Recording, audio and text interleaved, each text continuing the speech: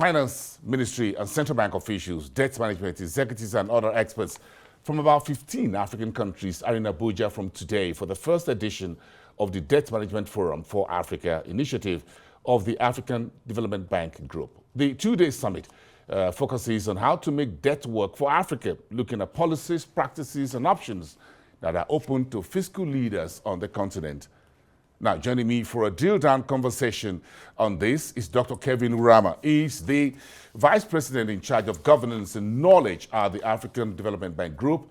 Dr. Urama is also the Chief Economist of the AfDB Group. It's great having you on the show tonight. Thank you very much for coming. Thank you very much. We really appreciate it. Thank you. It's been a very busy day, so we understand. But let's talk about why is it important? What is the imperative of this new debt management forum for Africa? What does it bring to the table? Does it make a compelling case for the continent? Thank you very much. The Debt Management Forum for Africa, DEMFA in short, is being launched by the African Development Bank Group under the leadership of President Akinwumi Adesina as part of the series of actions that we are taking since the year 2021 to address the issue of recurrent debt distress on the continent. As you may recall, we launched the Debt Action Plan in 2022 and also launched the Public Financial Management Academy for Africa. The first graduates of these were held here in Abuja, Nigeria, and I remember having an interview with you after that, yes, trying to strengthen the capacity of African countries to be able to address the fundamental macroeconomic and other issues that is creating the debt challenges on the continent. But we also launched the Macroeconomic Policy Management Academy to help countries build capacity in developing models that helps them to address to strengthen their macroeconomic framework. Why is debt a very important issue on the agenda, a policy agenda for the AfDB?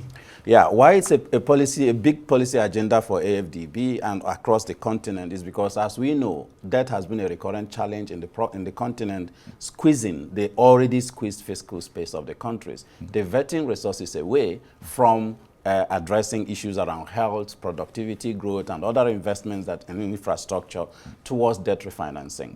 And today, as we speak, Africa's public debt has soared by about 170% since the year 2010. And that soaring is complicated by the changing structure of debt, which is now going more towards commercial creditors. And because it's now going towards commercial creditors, there are high interest rate loans, also shorter term loans, which often get used for financing long-term projects. And because of that, when it comes to refinancing, countries get into stronger challenges. So in terms of the structure of debt for African sovereigns today, is it different from the HIPC period of the 80s and the early 90s? The significant difference between now and the period leading on to the HIPC time yes, is mainly that changing in the structure of debt. We now have multiple creditors, most of whom are no longer Paris Club creditors. So, and that's what making debt restructuring and debt refinancing more challenging.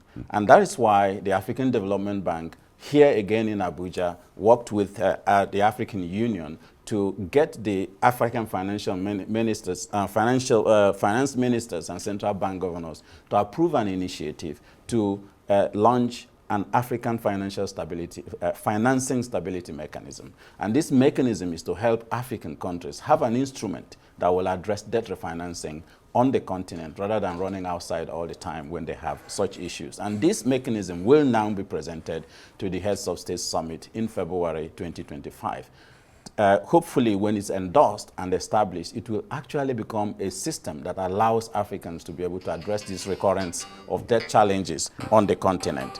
And that is the main issues. And then, in order to complement that, we have to establish a forum that allows Africans to come together, to dialogue together, to solve the problem themselves, finding Africa's solutions within Africa by learning from the experiences within the continent. And that is what the Debt Management Forum for Africa is trying to achieve. This is very interesting. And I'm thinking today has been a whole day for you and your team. And I was in the room a bit earlier, and I saw a number of representatives from the African countries, and I'm trying to find out some of the ideas that are being harvested so far on the first day of this forum. This is the inaugural, what you call the maiden edition, in a manner of speaking. So, are we making some progress? What are the conversations like for this first day? The conversations has been very rich and encouraging. We have been able to share experiences from countries that have gone through the painful process of debt restructuring in recent years, from countries like Ghana, countries like Ethiopia, Zambia, and several other countries who are trying to get to that stage. Because you know, today we have 20 African countries who are either in high risk of debt distress or are already in debt distress. And several other countries are in the pipeline for that. So what this discussion today has helped us to do is like to say, come home and let's talk to ourselves frankly and be brutal with regard to what did we get wrong that after HIBIC, we are already now having significant debt distress on the continent. And what are the success stories that we can learn from? And then we have heard from several countries like Egypt, Morocco, and other countries on what they are doing in order to not get to that debt distress. So establishing early warning systems, regular reporting on the debt profiles of countries, but also prudential borrowing, ensuring that you only go to the market to borrow when you have productive investments that have gone through feasibility studies, and you know that you are borrowing in order to invest in infrastructure, what we call a debt productivity program. Instead of focusing on debt sustainability, to refocus on debt productivity, where debt is working for growth for Africa. And that is the theme of the whole maiden policy dialogue of the DEMFA, making debt work for growth in Africa. So when you look at the structure of sovereign debt in Africa, rather say that it's gone more for consumption rather than development. Is that the case, broadly speaking? The challenge African countries have is very complex. Number one, the global financial architecture, the way it is currently structured, channels resources to countries that don't need it most. And then we have had a long spell of low interest regimes over the past decades, and many countries borrowed necessarily in order to build infrastructure, but these infrastructure investments are yet to mature, and now the era of because of the COVID-19 and the fiscal tightening that happened after that, the era of low interest rate is gone.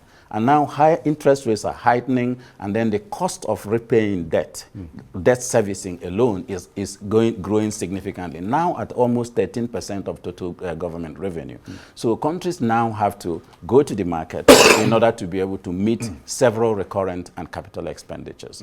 And the borrowings that has happened in previous years at low interest rate regimes now have to be repaid at the new heightened interest rate. So it's a very big and complex challenge that the continent is facing, and that is why we need homegrown solutions, bringing our development partners, the IMF, the World Bank, the Paris Club, and other private creditors together to dialogue on what can we do in order to save the continent from this growing challenge that we have. We'll get a little bit to, because it's like two sides of the same coin. We've got the external vulnerabilities and issues to deal with. Then, of course, I heard you in the room earlier today saying that we need to put our house in order. We're going to get that in just a moment. But who and who were in the room today in terms of when you say you're talking to the key people that should understand how debts work and how we can make it work for Africa? What does the faculty and delegates look like in terms of structure? Today, amongst the speakers, we have everyone that you really need to have in the room. We have professors from Harvard University, from Cambridge University, from African universities who focus on understanding how to manage that. But we also have the World Bank, we have the IMF, we have the Paris Club, and we have countries who are mostly in debt distress, and countries who have been able to manage their economy. But African problems seem to be peculiar. Do we have Africans in the room discussing their own problems? That's why the forum is set up for heads of debt management officers in Africa, and we have our own DMO was there, and several debt management officers, directors of debt management offices across the continent were there. We have central bank governors or their representatives. We have finance ministers or their representatives, and for some countries we have people from the Ministries of Economy and Sustainable Development. So what we do in the African Development Bank, being Africa's bank, is that we try to get the people who really matter, the decision makers on every subject that we are discussing, in order to be able to learn from the Africa's experience. Because you're right, one of the challenges we have had over time is focusing on external solutions and looking for financing externally. And one of the things coming out today is that Africa already has a lot of resources, which is hemorrhaging because of poor perceptions of risks. We are losing about $74 billion in debt refinancing, and also because of poor risk ratings on the continent. We are losing about $248 billion US annually because of corruption, illicit financial flows. That's another $90 billion. And then, international profit shifting is also about $275 billion. If you add all this together, it's almost $600 billion we're losing every year. That means that every day, this continent hemorrhages of about $1.6 billion US. And the total financial flows that we get into the continent, whether it be portfolio flows, FDI, ODA, and remittances, the total of that is just about $175 billion US.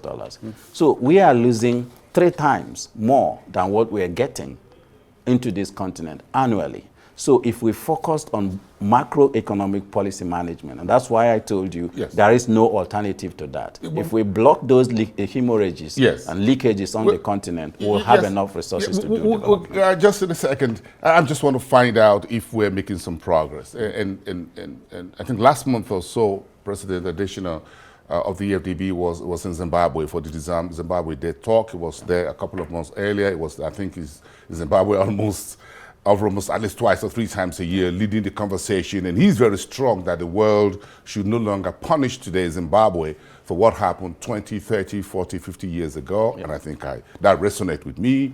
And that should be a pathway. Then you have Zambia, for example. Some within the G20, the distress debt financing issue. You've got Ghana through the eye of the needle, as it were, under President Akufo-Addo. And of course, international bondholders took some haircut.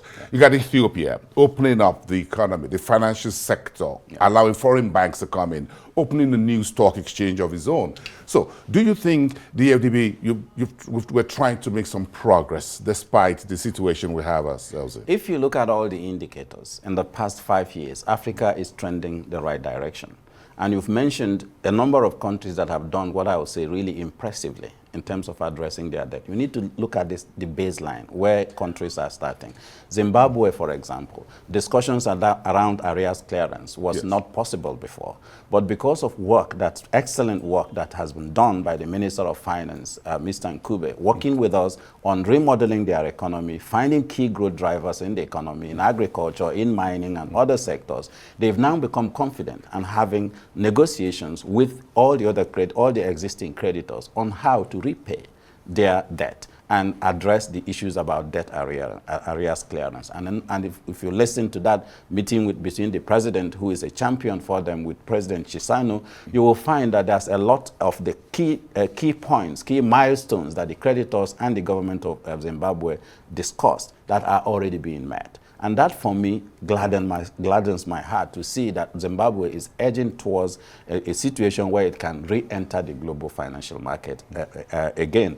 And if you look at the indicators in terms of growth, the GDP growth in Zimbabwe has continued to be impressive in the past the finance minister is saying for next year it's looking at about 6%. Yes. That looks very ambitious. Very, very ambitious and very impressive for a country that has gone through over 2 decades of, you know what serious it means hemorrhaging. For them. Yes, you know what it means for them. So for Zambia as well, do you think the DSS program has worked so far, even though it's taking a couple of years down the line and President Chilema's begin to look a bit frustrated? Yes, of course, the issue about debt, the common framework has been complex and painful for several reasons, which is not Zimbabwe's fault. Or Zambia's fault. Zambia's fault. Zambia was actually very bold, one of the first that took that bold step.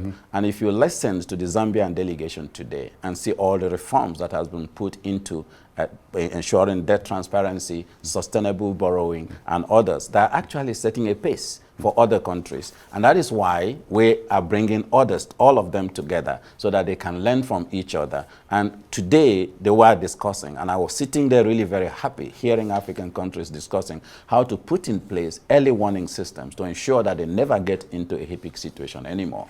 And this is because of the experiences that is being garnered from Zimbabwe, from Zambia, from Ethiopia, from Ghana, and the rest of them.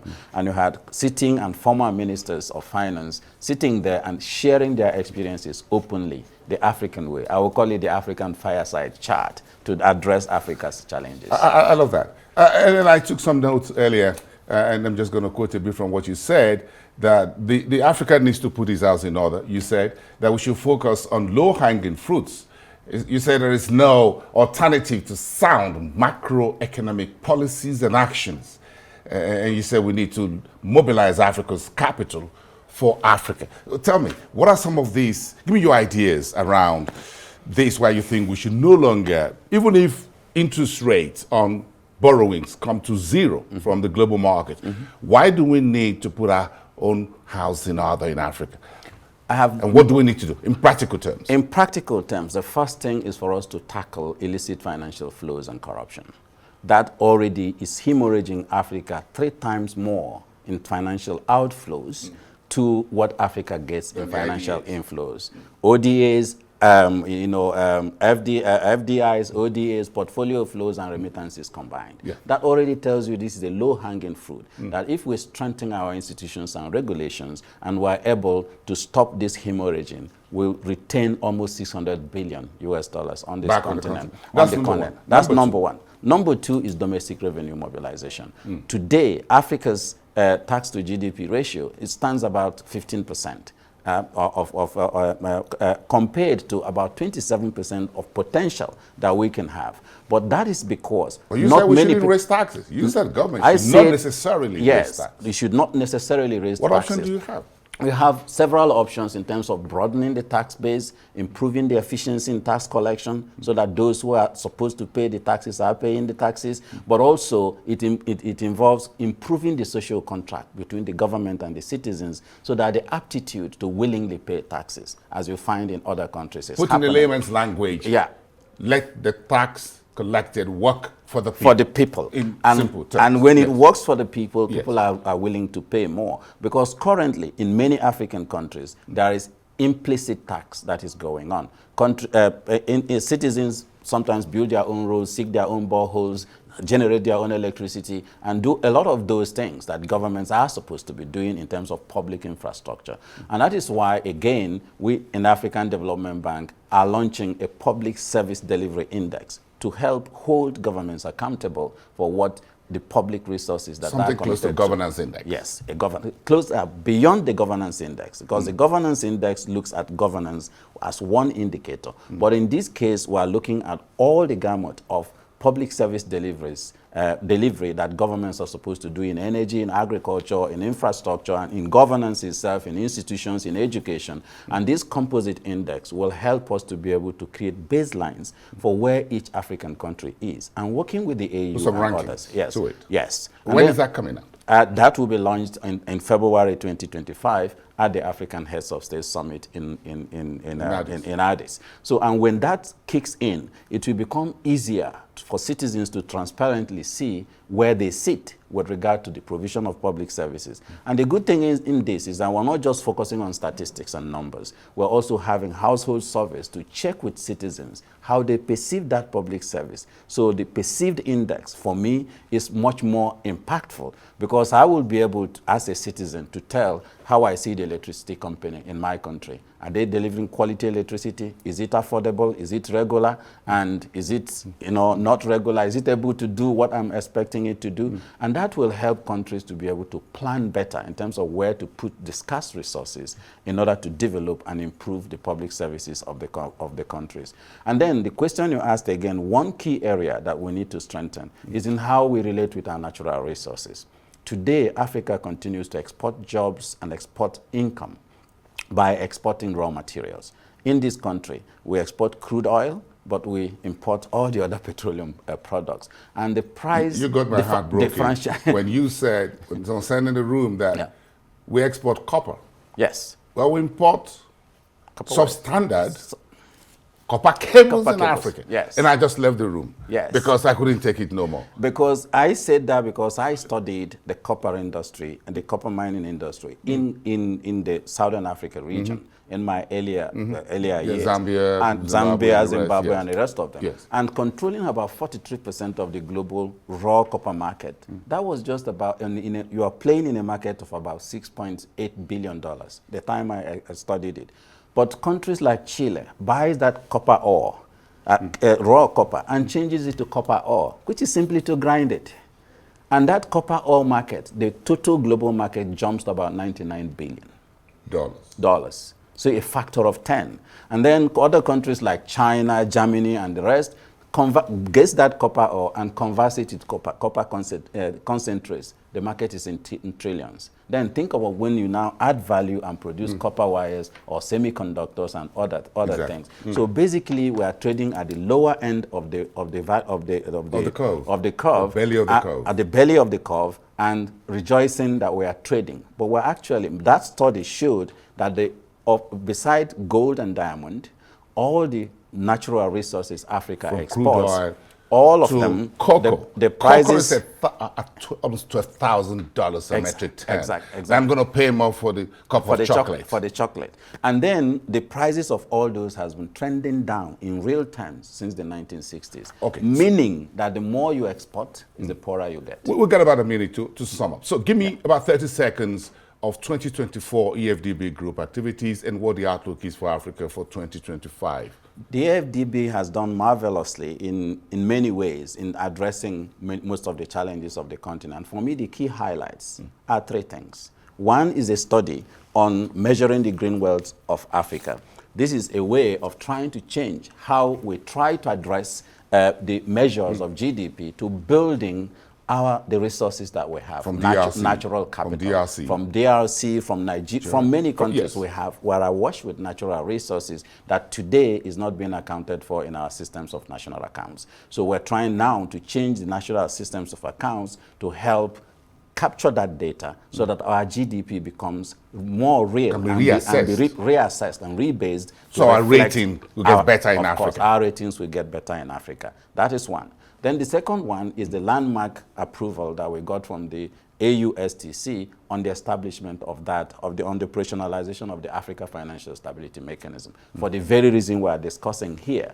Because if we get to do that and address debt refinancing risks, we're addressing most of the fiscal challenges that Africa has. But there are several other things that the continent is doing, and just in the next 30 minutes I have to talk about a study that the African Union Commission does to provide a blueprint on key actions to accelerate inclusive growth and sustainable development in the continent for the next 50 years. And that study has identified all the growth poles, all the growth drivers, and all the challenges and all the solutions that are Africa-based. And that, again, that study will be launched at the AU Summit in 2022. So there's a lot in the pipeline for the continent. And in terms of 2025, you've got February, you've got March, it looks like a new year, very busy one for you. Yes, the first quarter of the new year is really, really very busy, but productively busy. Productively busy. Yes. Thank you so much, Dr. Kevin Urama. Okay. We appreciate this real drill down into Africa's economies. Thank you very much in latest development. Wish you all the best tomorrow, the second day of this debt management forum for Africa taking place in Abuja, Nigeria. Thank you so much. Thank you so much. Wish you all the best and the rest of the team. Thank you for your time.